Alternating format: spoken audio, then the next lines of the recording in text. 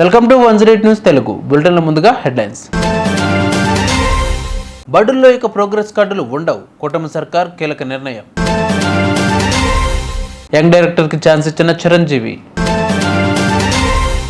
రోహిత్ కొడుకు పేరు announce, interesting పోస్ట్తో reveal చేసిన రితిక. దూసుకెళ్తున్న భారత్, చరిత్రలో మొదటిసారిగా 1 ట్రిలియన్కు చేరుకున్న క్యూఐపీ నిధుల సేకరణ.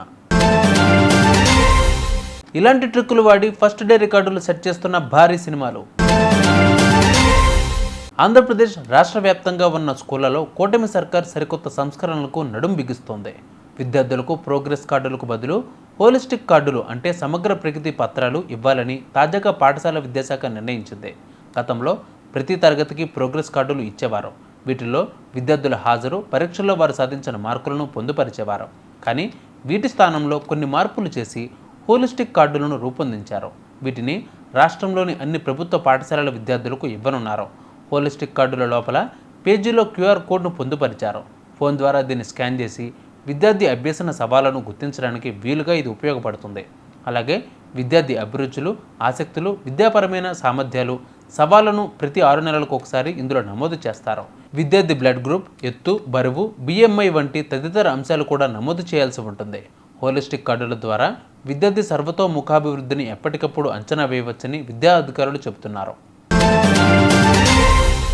మెగాస్టార్ చిరంజీవి ప్రస్తుతం జోరు మీద ఉన్నారు. ఈ నేపథ్యంలోనే మరొక కొత్త సినిమా చేయడానికి గ్రీన్ సిగ్నల్ ఇచ్చారు అనే వార్త తెరపైకి వస్తుంది. ఒక సినిమా తీసి మాస్ హిట్ కొట్టి ఇప్పుడు అదే సినిమా హీరోతో మరో సినిమా చేస్తున్న యువ దర్శకుడికి చిరంజీవి గ్రీన్ సిగ్నల్ ఇచ్చినట్లు సమాచారం. నేచురల్ స్టార్ నాని హీరోగా తెలంగాణలో సింగరేణి బొగ్గు గని నేపథ్యంలో వచ్చిన చిత్రం దసరా. ఇందులో మహానటి కీర్తి సురేష్ డి గ్లామరస్ పాత్ర పోషించి తన అద్భుతమైన నటనతో అందరినీ ఆకట్టుకుంది.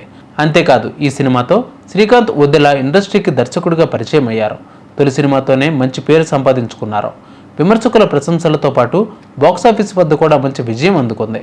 అంతేకాదు ఈ సినిమాకి పలు అవార్డులు కూడా లభించాయి. ఇదిలా ఉండగా ఇప్పుడు మళ్ళీ వీరిద్దరి కాంబినేషన్లో సినిమా రాబోతున్న విషయం తెలిసిందే. ప్రస్తుతం ఆ సినిమా సెట్ మీద ఉంది. టీమిండియా కెప్టెన్ రోహిత్ శర్మ ఇటీవల 2వసారి తండ్రి అయ్యారు. అతడి భార్య రితికా సజ్జే నవంబర్ 15న 12 మగబిడ్డకు జన్మనిచ్చారు. ఈ క్రమంలో రోహిక జంట తమ చిన్నారి పేరు రివీల్ చేశారు. రోహిత్ భార్య రితికా ఇన్స్టా వేదిక కుమారుడి పేరు అనౌన్స్ చేశారు. ఆ చిన్నారికి ఆహాన్ అనే పేరు ఫిక్స్ చేసినట్లు రితికా ఇన్స్టా పోస్ట్ చూస్తే తెలుస్తుంది. డిసెంబర్ నెల వచ్చేసింది అంటూ క్రిస్మస్ శాంటా గెటప్లో ఉన్న ఓ ఫ్యామిలీ ఫోటోను కూడా పోస్ట్ చేశారు రితికా. అందులోనే అహాన్ పేరును రివీల్ చేశారు.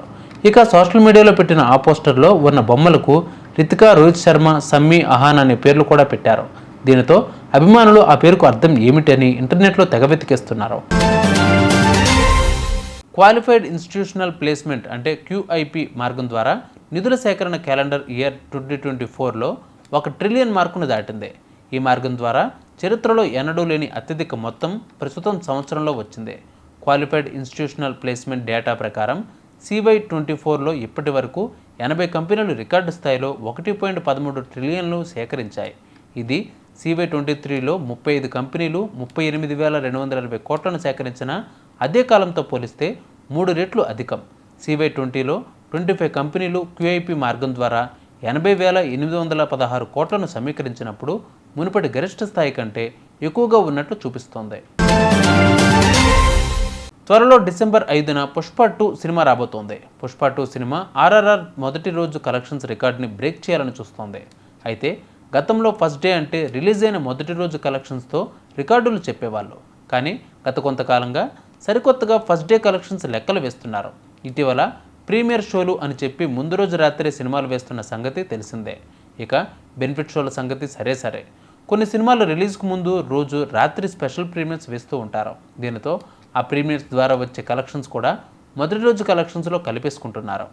చిన్న మీడియం సినిమాలు అయితే ముందు రోజు సాయంత్రం నుంచే ప్రీమియర్స్ వేసి కలెక్షన్స్ రాబట్టుకుంటున్నారు. చూసారుగా ఇవి బులెటిన్ అప్డేట్స్. మరిన్ని అప్డేట్స్తో మళ్ళీ మీ ముందుకు వస్తాను. అంతవరకు 108 న్యూస్ తెలుగు.